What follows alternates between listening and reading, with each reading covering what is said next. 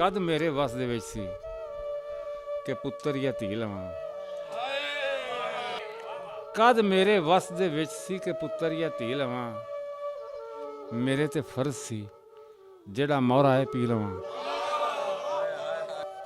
ਕਦ ਮੇਰੇ ਵਸ ਦੇ ਵਿੱਚ ਸੀ ਕਿ ਪੁੱਤਰ ਜਾਂ ਧੀ ਲਵਾਂ।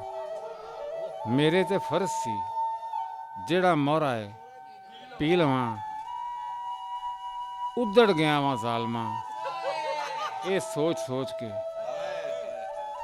ਉੱਧੜ ਗਿਆ ਵਾਂ ਜ਼ਾਲਮਾਂ ਇਹ ਸੋਚ ਸੋਚ ਕੇ। ਅੱਖਾਂ ਤੇ ਸੀ ਗਿਆ ਹੈ ਮੈਂ ਬੋਲੂ ਕਿਸ ਤਰ੍ਹਾਂ ਸੀ ਲਵਾਂ।